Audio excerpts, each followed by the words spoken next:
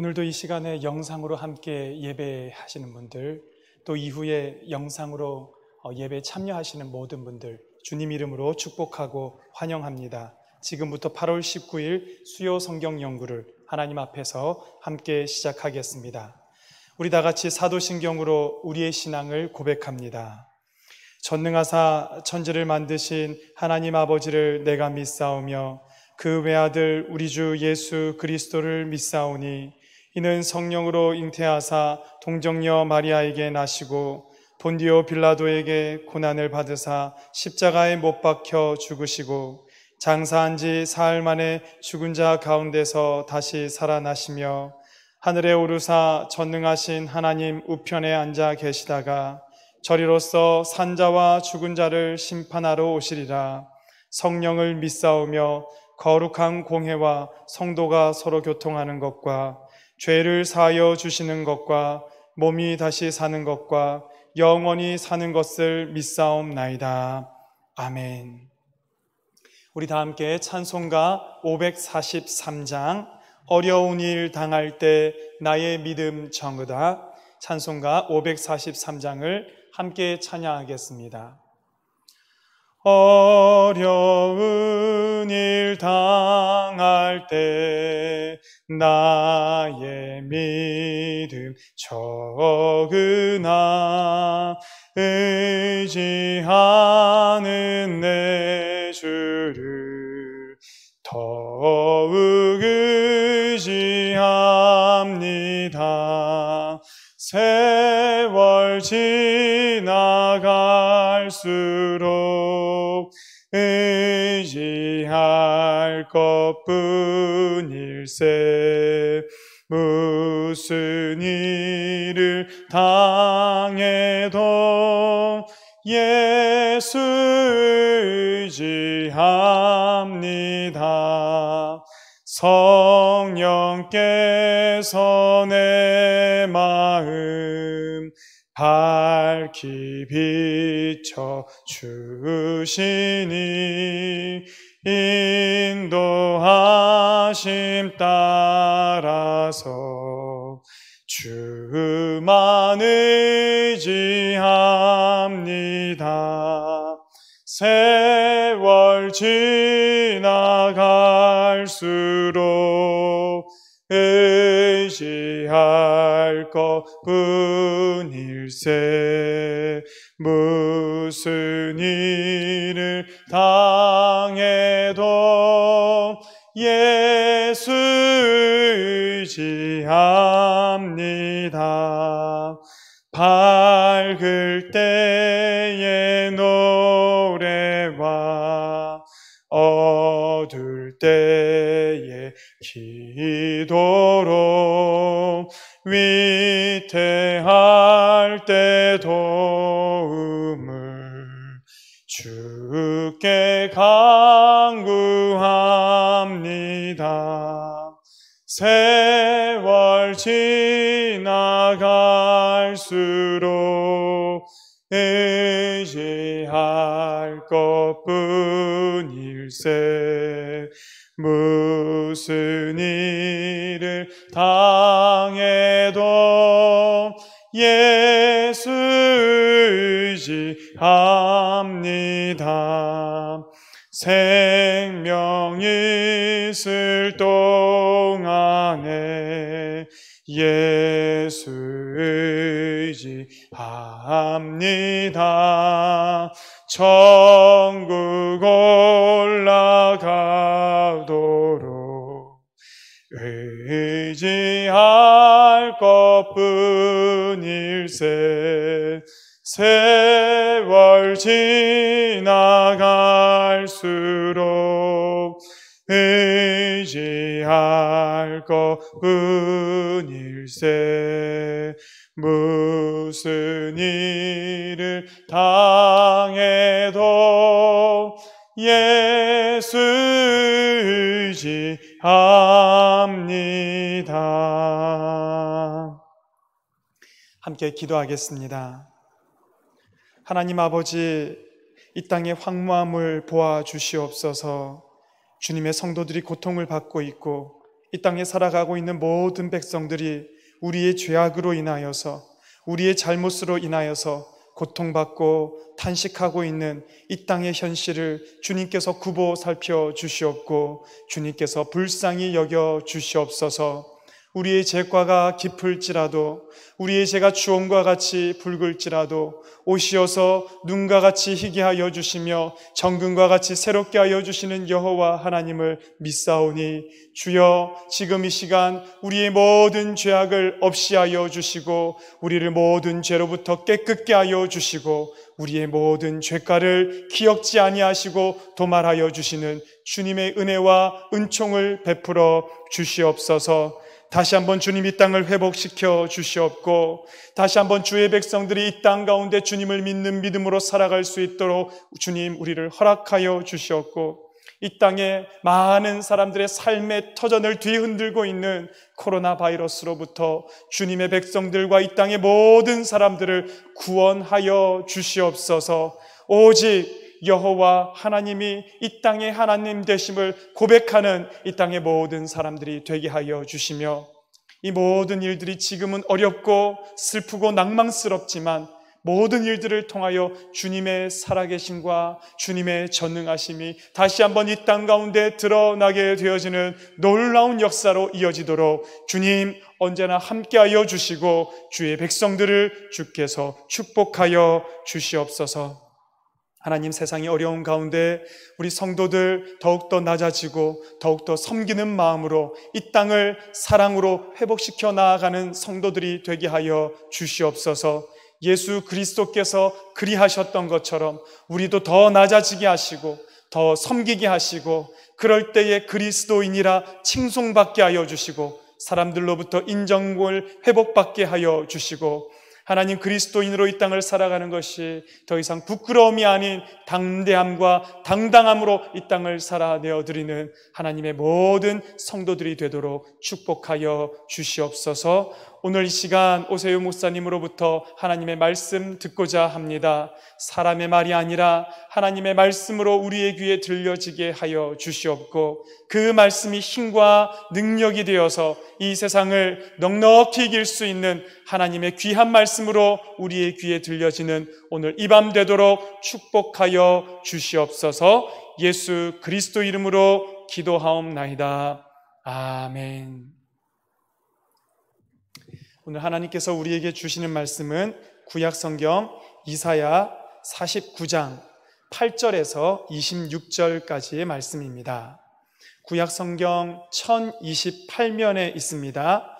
이사야 49장 8절로부터 26절까지의 말씀을 제가 받들어 읽겠습니다. 여호와께서 이같이 이르시되 은혜의 때에 내가 내게 응답하였고 구원의 날에 내가 너를 도왔도다. 내가 장차 너를 보호하여 너를 백성의 언약으로 삼으며 나라를 일으켜 그들에게 그 황무하였던 땅을 기업으로 상속하게 하리라. 내가 잡혀있는 자에게 이르기를 나오라 하며 흑암에 있는 자에게 나타나라 하리라. 그들이 길에서 먹겠고 모든 헐벗은 산에도 그들의 풀밭이 있을 것인즉 그들이 줄이거나 목마르지 아니할 것이며 더위와 볕이 그들을 상하지 아니하리니 이는 그들을 긍휼히 여기는 이가 그들을 이끌되 샘물 근원으로 인도할 것임이라. 내가 나의 모든 산을 길로 삼고 나의 대로를 도두리니 어떤 사람은 먼 곳에서 어떤 사람은 북쪽과 서쪽에서 어떤 사람은 시님 땅에서 오리라. 하늘이여 노래하라. 땅이여 기뻐하라. 산들이여 즐거이 노래하라. 여호와께서 그의 백성을 위로하셨은즉 그의 고난당한 자를 긍휼히 여기실 것임이라. 오직 시온이 이르기를 여호와께서 나를 버리시며 주께서 나를 잊으셨다 하였거니와 여인이 어찌 그 젖 먹는 자식을 잊겠으며 자기 태에서 난 아들을 긍휼히 여기지 않겠느냐. 그들은 혹시 잊을지라도 나는 너를 잊지 아니할 것이라. 내가 너를 내 손바닥에 새겼고 너의 성벽이 항상 내 앞에 있나니 내 자녀들은 빨리 걸으며 너를 헐며 너를 황폐하게 하던 자들은 너를 떠나가리라. 내 눈을 들어 사방을 보라. 그들이 다 모여 내게로 오느니라. 나 여호와가 이르노라. 내가 나의 삶으로 맹세하노니 내가 반드시 그 모든 무리를 장식처럼 몸에 차며 그것을 띠기를 신부처럼 할 것이라. 이는 내 황폐하고 적막한 곳들과 내 파멸을 당하였던 땅이 이제는 주민이 많아 좁게 될 것이며 너를 삼켰던 자들이 멀리 떠날 것이니라. 자식을 잃었을 때에 낳은 자녀가 후일에 내 귀에 말하기를 이곳이 내게 좁으니 넓혀서 내가 거주하게 하라 하리니 그때 내가 내 마음에 이르기를 누가 나를 위하여 이들을 낳았는고 나는 자녀를 잃고 외로워졌으며 사로잡혀 유리하였거늘 이들을 누가 양육하였는고 나는 홀로 남았거늘 이들은 어디서 생겼는고 하리라. 주 여호와가 이같이 이르노라. 내가 문 나라를 향하여 나의 손을 들고 민족들을 향하여 나의 기치를 세울 것이라. 그들이 내 아들들을 품에 안고 내 딸들을 어깨에 메고 올 것이며 왕들은 내 양부가 되며 왕비들은 내 유모가 될 것이며 그들이 얼굴을 땅에 대고 내게 절하고 내 발에 티끌을 핥을 것이니 내가 나를 여호와인 줄을 알리라. 나를 바라는 자는 수치를 당하지 아니하리라. 용사가 빼앗은 것을 어떻게 도로 빼앗으며 승리자에게 사로잡힌 자를 어떻게 건져낼 수 있으랴. 여호와가 이같이 말하노라. 용사의 포로도 빼앗을 것이요 두려운 자의 빼앗은 것도 건져낼 것이니 이는 내가 너를 대적하는 자를 대적하고 내 자녀를 내가 구원할 것임이니라. 내가 너를 억압하는 자들에게 자기의 살을 먹게 하며 새술에 취함같이 자기의 피에 취하게 하리니 모든 육체가 나 여호와는 내 구원자요 내 구속자요 야곱의 전능자인 줄 알리라. 아멘. 오세윤 목사님께서 나오셔서 이같이 이르시길이라는 제목으로 말씀 전해 주실 때 큰 은혜의 시간이 되시기를 바랍니다.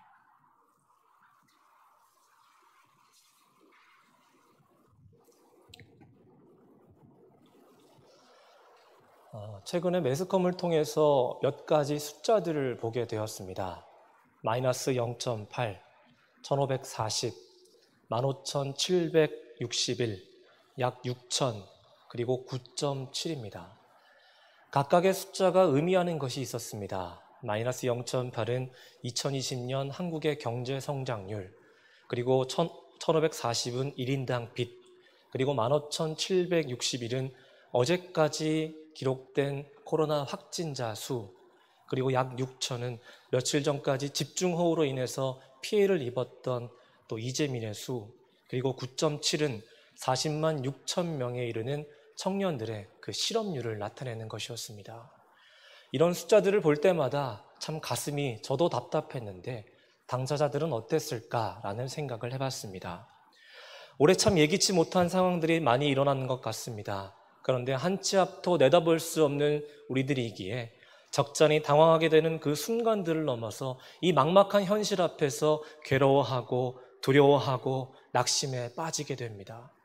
그래서 자꾸 생각나는 말씀이 이 다윗이 고백했던 시편 13편 1절과 2절인데 여호와여 대체 어느 때까지입니까? 나를 영원히 잊으시나이까? 주의 얼굴을 나에게서 어느 때까지 숨기시나이까? 나의 영혼이 번민하고 종일토록 마음에 근심하기를 어느 때까지 하오며 내 원수가 나를 치며 자랑하기를 어느 때까지 하리이까? 라고 토로했던 것처럼 오늘날 현실을 살고 있는 우리의 공통적인 심정이 이와 같지 않을까라는 생각을 하게 됩니다. 부끄럽지만 저 역시도 기도하면서 하나님 대체 언제까지입니까?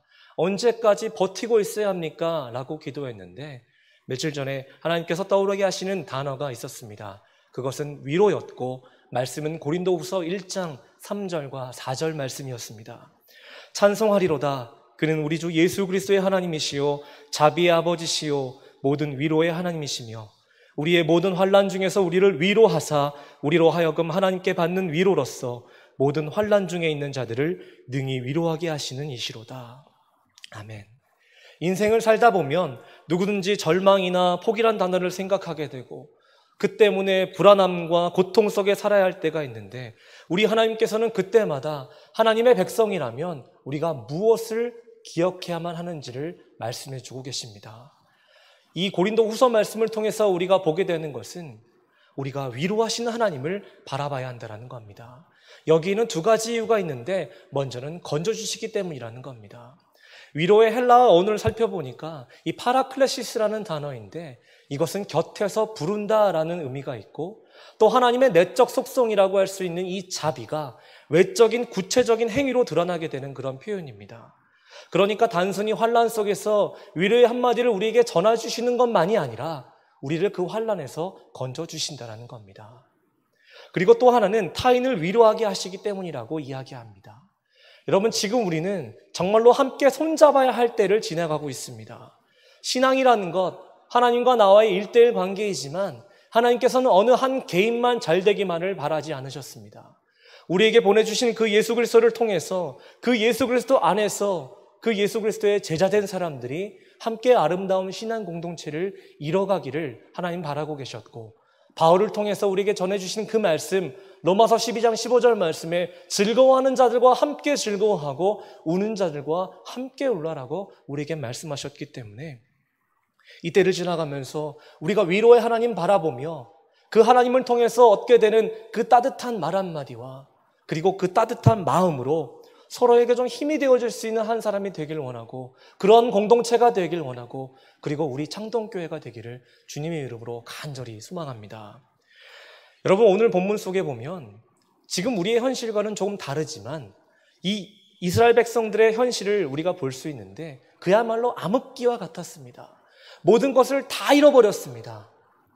나라도 잃었고 삶의 터전도 잃어버렸고 바벨론 포로로 사로잡혀 갔으니 자유도 잃어버렸고 정체성도 잃어버렸습니다. 언제 다시 돌아올 수 있을까? 이런 생각은 어쩌면 그들에게 있어서 무의미한 생각이었을 겁니다. 그러니 소망함도 잃었을 겁니다. 그리고 믿음도 잃었습니다. 몇몇이 아니라 정말 대다수의 사람들이 그렇게 믿음을 잃어버린 상황 가운데 있었을 겁니다.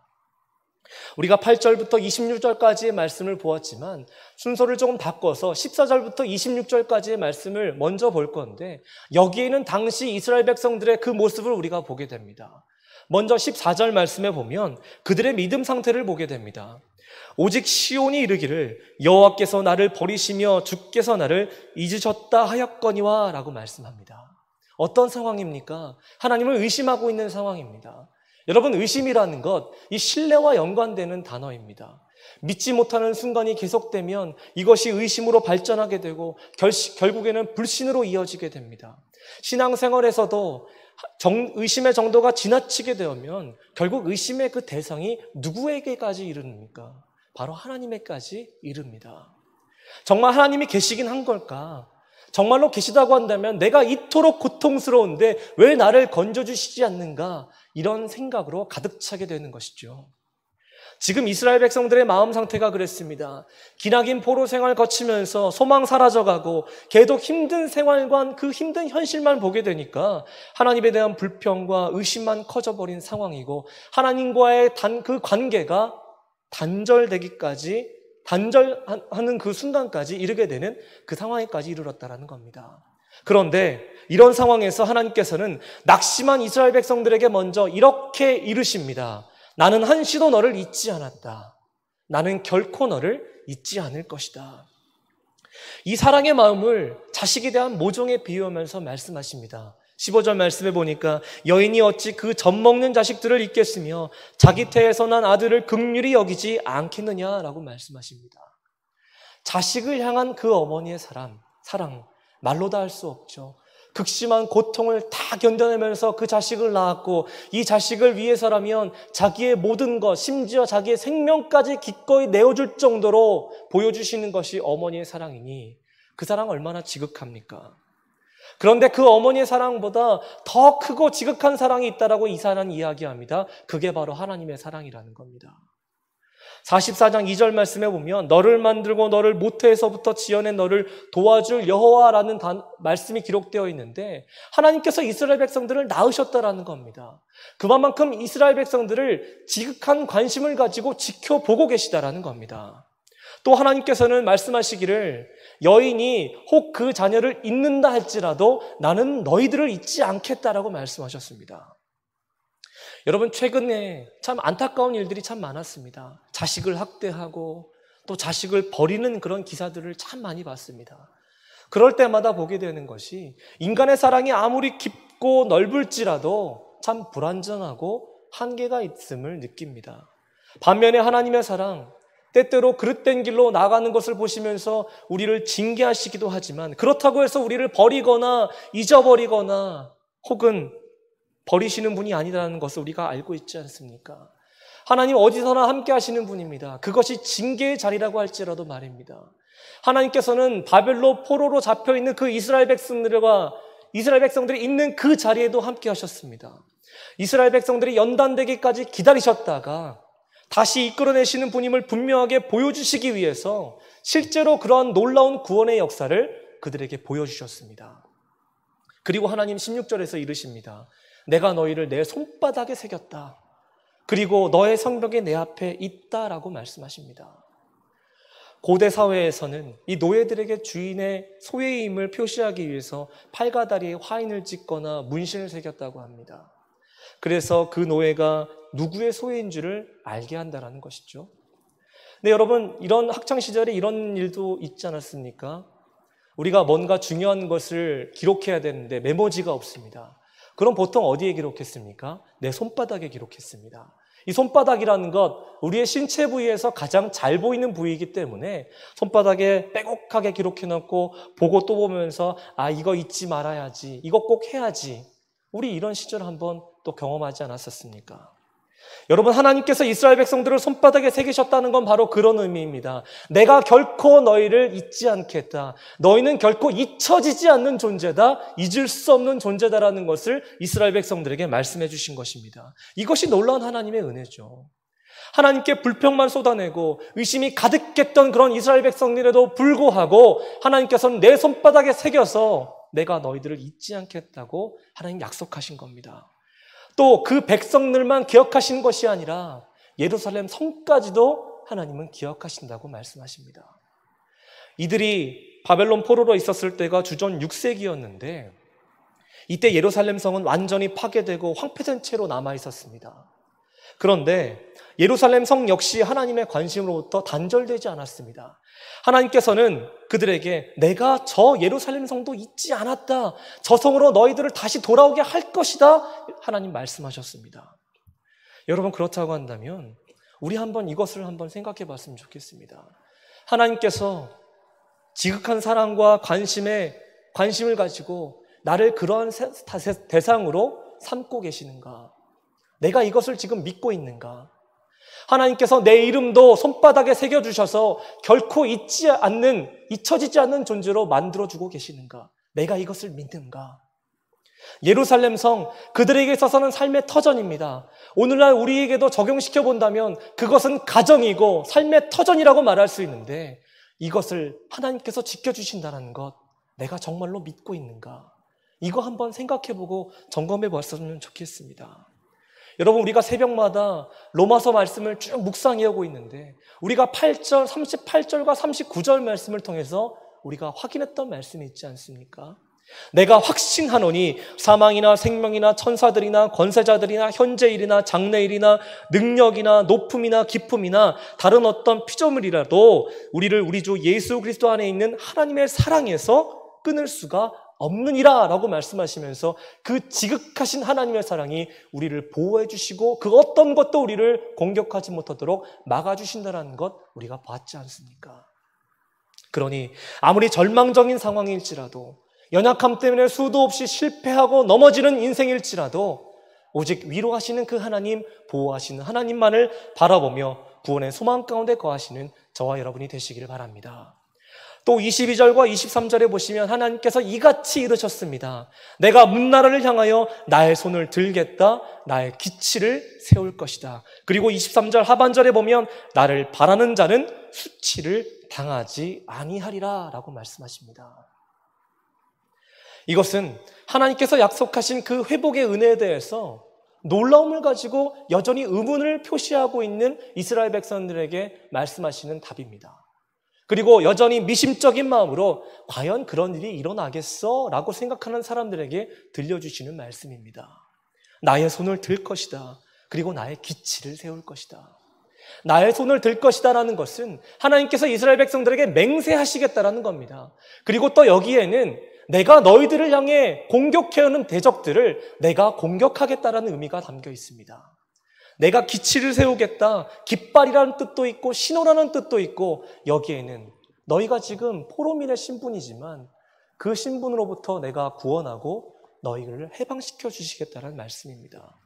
너희들의 자녀들을 이끌고 원래 살고 있었던 그 예루살렘 땅으로 내가 돌아오게 하겠다라는 그 예언의 말씀이고, 더 나아가서 하나님께서 택하신 그 민족들이 하나님께서 세우신 그 기치를 바라보면서 그곳으로 모여들 수 있도록 하시겠다라고 하는 그런 예언의 말씀이기도 합니다. 그럼 여러분 한번 생각해 보겠습니다. 오늘날을 살아가고 있는 우리에게 과연 기치란 무엇이겠습니까? 우리에게 있어서 신호가 되는 것은 무엇이겠습니까? 다른 것 없습니다. 바로 예수 그리스도 한 분입니다. 과거 이스라엘 백성들이 바벨론이라는 그 강대국에 완전히 묶여 있었던 것처럼 오늘날 우리도 사실 참 많은 것들에 묶여 있습니다. 죄에 의해서 묶이기도 하고, 세상 속에 존재하는 모든 환란에 묶이기도 하고, 부정적인 생각에 묶이기도 하고, 또 내 생각에 스스로 갇힌 채 살아가고 있습니다. 그런데 이렇게 늘 무언가에 묶여 있어서 괴로워하고 답답해하는 우리들에게 세워주셔서 모일 수 있게 하시는 그 원동력이 바로 예수 그리스도라는 사실입니다. 이사야서 61장 1절에서 3절까지의 말씀에서 그 예수님을 어떻게 표현하고 있었습니까? 주 여호와의 영이 내게 내리셨으니 이는 여호와께서 내게 기름을 부으사 가난한 자에게 아름다운 소식을 전하게 하려 하심이라.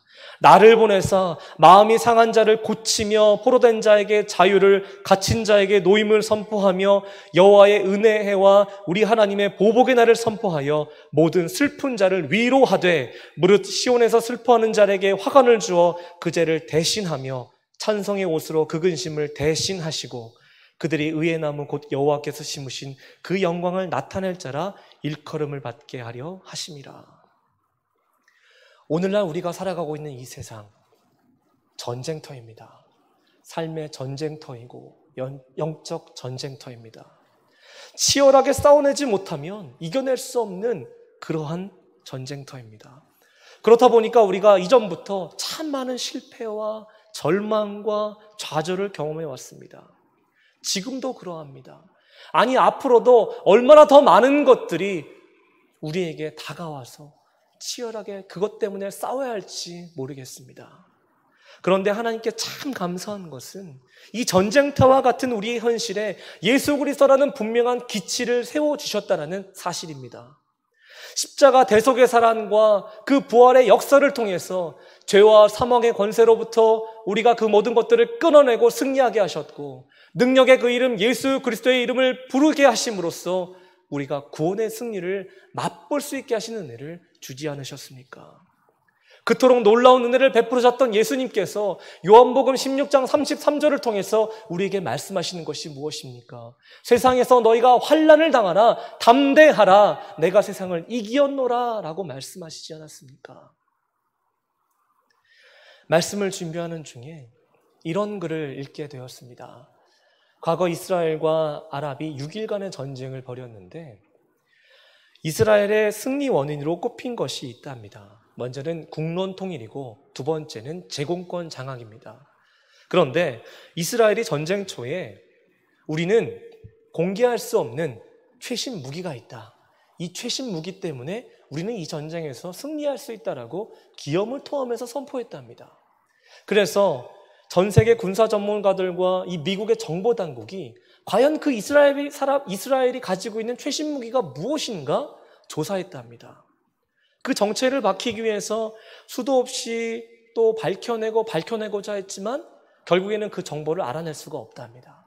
그런데 전쟁이 끝나고 난 후에야 그들이 그렇게 기염을 토했던 또 선포했던 그 최신 무기가 무엇이었는지 드러났는데 그것이 바로 다름이 아니라 유일신 신앙이었답니다. 유일신 신앙으로 그들은 6.1 전쟁에서 승리할 수 있었다라는 겁니다. 여러분, 요한일서 5장 4절과 5절 말씀해 보니까 무릇 하나님께로부터 난 자마다 세상을 이기느니라, 세상을 이기는 승리는 이것이다 라고 말씀하시면서 하시는 것이 우리의 믿음이다 라고 분명하게 말씀하고 계십니다. 그리고 예수께서 하나님의 아들이심을 믿는 자가 아니면 세상을 이기는 자가 과연 누구냐라고 우리에게 말씀해 주고 계십니다. 여러분, 그러니 하나님께서 낙심해 있던 이스라엘 백성들에게 회복의 말씀을 전하심으로 그들을 일으켜 세우셨던 것처럼 우리에게도 그 기치가 되시는 예수 그리스도를 보게 하심으로 오늘도 회복하게 하실 줄로 믿고 나아가는 우리들 모두가 되어야 하고, 그것을 통해서 우리가 또 이러한 복음의 진리를 선포하며 살아갈 수 있는 그런 저와 여러분이 되시기를 주님의 이름으로 축원합니다. 이러한 은혜의 말씀이 전해지고 있었음에도 불구하고 24절에 계속해서 보면 여전히 회의적인 시선으로 하나님을 바라보고 여전히 불신앙적인 믿음을 가지고 살아가고 있는 이스라엘 백성들을 보게 됩니다. 24절의 말씀에 보면 용사가 빼앗은 것을 어떻게 도로 빼앗으며 승리자에게 사로잡힌 자를 어떻게 건져낼 수 있으랴라고 말씀합니다. 아직도 이스라엘 백성들의 시선이 하나님께 향해 있지 못했다라는 겁니다. 그만큼 바벨론에 대한 두려움이 가득했고 하나님에 대한 믿음이 연약했습니다. 그러니 하나님일지라도 이 바벨론에게서 우리를 구원할 수 없다라고 생각해버린 겁니다. 그러나 하나님께서는 또다시 그들에게 이르십니다. 25절과 26절 말씀에 용사의 포로도 빼앗을 것이요 두려운 자의 빼앗은 것도 건져낼 것이니 이는 내가 너를 대적하는 자를 대적하고 내 자녀를 내가 구원할 것임이라. 내가 너를 억압하는 자들에게 자기의 살을 먹게 하며 새술의 취함같이 자기의 피에 취하게 하리니 모든 육체가 나 여호와는 내 구원자요 내 구속자요 야곱의 전능자인 줄 알리라 라고 말씀합니다. 이 말씀은 모든 인생들을 구원할 분은 바로 하나님이라는 사실을 우리에게 다시금 깨닫게 합니다. 죄를 무기로 하는 사탄과 세상에 존재하는 그 모든 환난은 사람을 실족하게 합니다. 근데 이 실족이라는 단어의 원의미를 살펴보면 함정, 올감이라는 뜻을 가지고 있습니다. 그러면 실족하게 한다는 것은 어떤 뜻입니까? 함정에 빠뜨리고 올가미로 올가맨다라는 겁니다.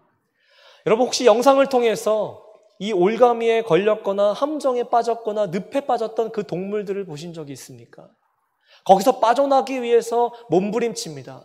근데 몸부림을 치면 칠수록 점점 더 깊은 곳으로 빠져버리고 점점 더 옥매이는 그런 모습들을 보게 됩니다.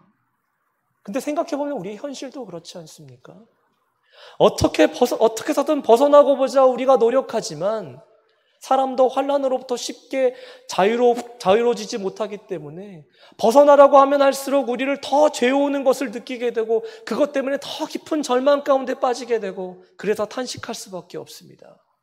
스스로의 힘으로는 결코 끊을 수 없는 것들이 이 현실 속에 존재하는 참 많은 사슬들이라는 것을 또 느끼게 됩니다. 그러나 여러분 하나님께서는 분명하게 말씀하셨습니다. 내가 너희를 건져낼 것이다. 내가 너희를 구원할 것이다. 그러므로 우리는 모든 것 위에 뛰어나신 그 하나님의 능력이 내 삶 가운데 임하기를 간절한 마음으로 구하고 또 구해야 합니다. 연약한 내 인생 하나님께서 능력의 손으로 덮어주시고 인도해 주셔서 보호해달라고 기도하는 그런 삶이 되어야 하는 것입니다.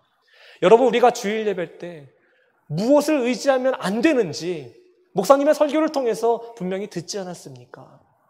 사람 의지할 만한 것 못 되고 돈 의지할 만한 것 못 되고 힘, 명예 의지할 만한 것 못 된다라는 것 보지 않았습니까? 이 모든 것이 아무리 강력하다 할지라도 이 현실 속에서 우리를 건져낼 수 있고 구원해 줄 수 있는 그런 굵은 동아줄이 아니라 그저 썩은 동아줄에 불과하다는 것 우리가 말씀을 통해서 보지 않았습니까? 과거 이스라엘 백성들이 바벨론의 압제라는 그 절망적인 상황 속에서 구원을 약속하시고 구원을 선포하시는 그 하나님을 바라본 것처럼 오늘 우리도 이 어려운 현실 속에서 누구를 바라봐야 할지 다시 말씀을 통해서 기억하는 우리 모두가 되길 원합니다. 구원의 길, 구원의 소망 되시는 그 하나님 바라보며 나아가실 수 있는 여러분 되시길 바랍니다. 그러면 하나님께서는 반드시 여러분을 은혜의 더 깊은 자리로 인도해 주실 줄로 믿습니다. 여러분 14절부터 26절까지의 말씀 속에서 우리가 여전히 회의적인 모습에 가득 찬 그리고 불신에 가득 찬 이스라엘 백성들의 모습을 봤는데 어떻게 보면 이것은 우리의 현실 속에서 드러나는 우리의 모습이기도 합니다. 그러니 참 부끄럽고 하나님 앞에서 숨고 싶은 그런 심정입니다. 그러나 그럼에도 불구하고 하나님 우리에게 은혜를 베푸시는데 이제 그 앞달락의 말씀을 통해서 우리에게 어떤 은혜를 주시는지 그것을 나누고 이 말씀을 마치고자 합니다. 8절 말씀에 보면 하나님 또 이렇게 이르십니다. 은혜 때에 내가 내게 응답하였고 구원의 날에 내가 너를 도왔도다. 과거를 돌아보면 늘 은혜였고 늘 구원의 날이었습니다. 단 한순간도 은혜가 아닌 적이 없었고 단 한순간도 구원의 날이 아닌 적이 없었습니다. 지금까지 우리가 잘 지내올 수 있었던 것은 정말 우리 주님의 은혜와 구원의 역사 때문이었습니다. 우리 스스로 조심스럽게 살아왔기 때문에 지금까지 온 것이 아니라 항상 하나님의 그 도와주심이 있었기 때문에 우리가 오늘도 이 자리에 나와 있다는 겁니다. 특별히 8절에서 주목하게 되고 참 은혜가 되는 구절이 있습니다. 그것이 내가 장차라는 그런 말씀입니다. 내가 장차. 여러분, 하나님의 은혜는 과거형이 아닙니다. 하나님의 은혜는 현재 진행형이고 미래형입니다. 그러니 우리 삶은 소망으로 넘치게 되는 것이고 환난 중에서도 그 소망을 붙잡을 수 있게 되는 것입니다. 여러분, 그렇다고 한다면 우리가 생각해 볼 수 있는 것이 무엇이냐면 우린 정말 어떤 믿음 가지고 살아가야 하느냐는 것입니다. 여러분, 우리는 살아있는 믿음으로 살아야 한다는 것을 함께 나누고 싶습니다. 살아있는 믿음이라는 것, 과거에 머물러 있는 신앙이 아닙니다. 과거를 돌아보면서 그래, 과거에 내가 이런 은혜를 받았지, 내가 하나님께서 나에게 이런 은혜를 주셨지라는 것을 돌아보면서 또 들춰내면서 내가 그것에 대해서 만족해하고 흡족해하면서 그냥 그렇게 머무는 것이 아니라 오늘도 지금 이 시간에 나에게 역사하시는 그 하나님 바라보고 장차 나에게 크고 비밀한 일들로 역사하실 그 하나님의 은혜를 바라보며 사는 것, 그것이 바로 살아있는 믿음, 살아있는 신앙이다 라고 말할 수가 있는 것입니다.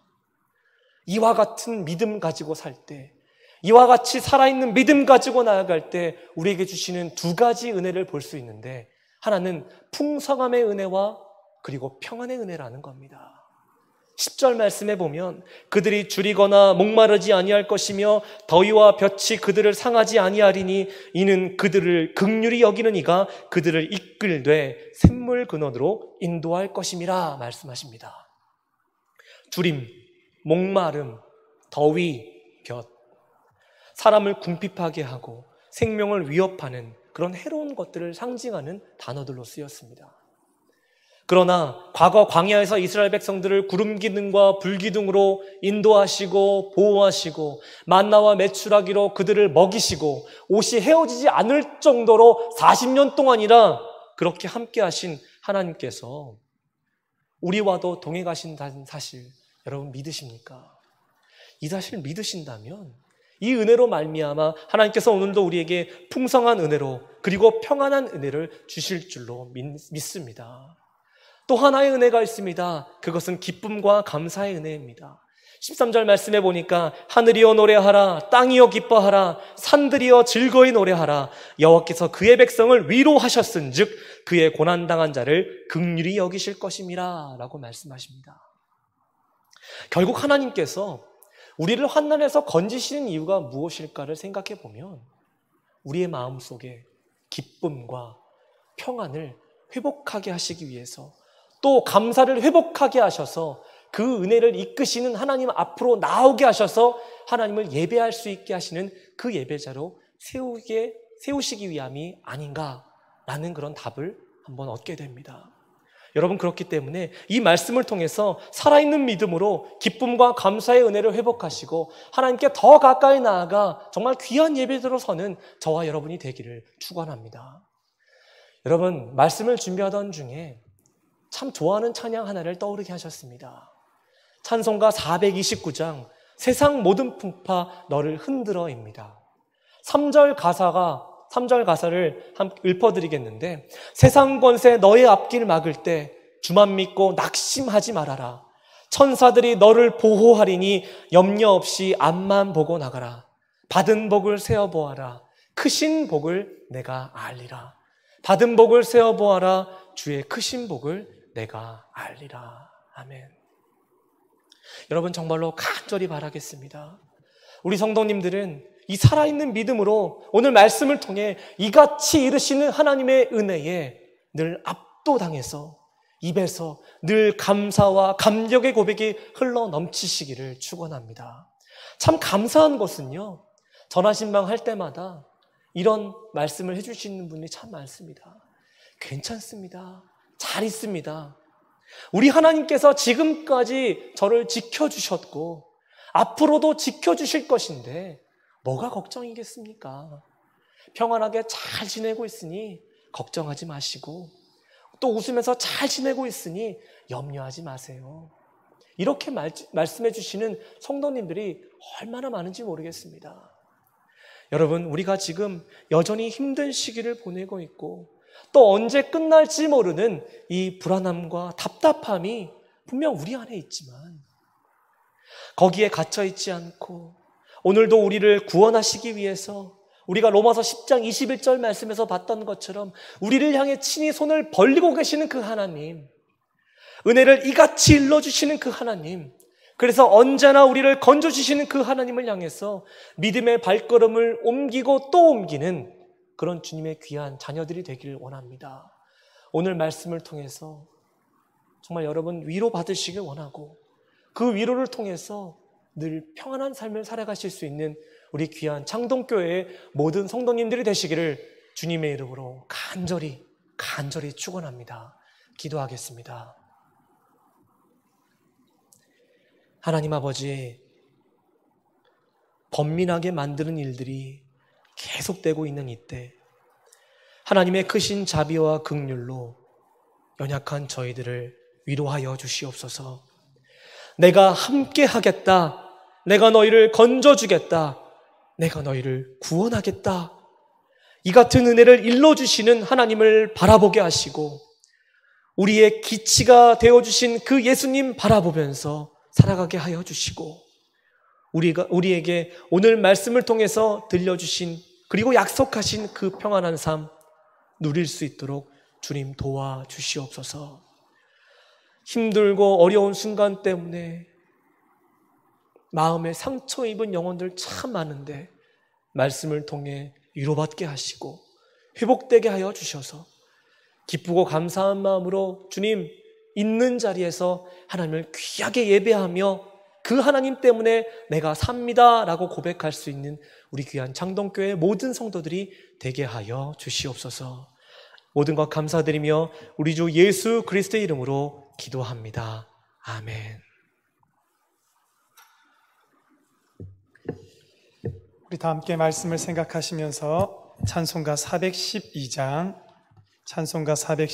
내 영혼의 그 기 깊은 데서 함께 찬양하겠습니다. 내 영혼의 그 깊은 데서 맑은 가락이 울려나네. 하늘 곡조가 언제나 흘러나와 내 영혼을 고이 싸네.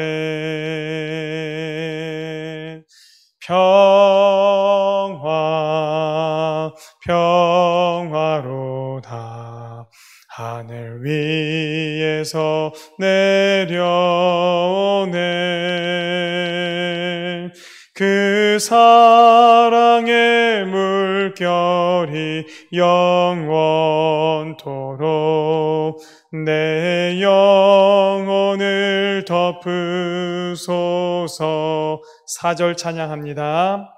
이 땅 위에 험한 길 가는 동안 참된 평화가 어디 있나. 우리 모두 다 예수를 친구 삼아 참 평화를 누리겠네.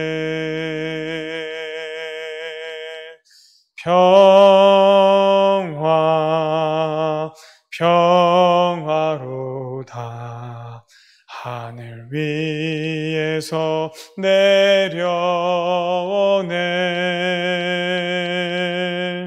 그 사랑의 물 물결이 영원토록 내 영혼을 덮으소서.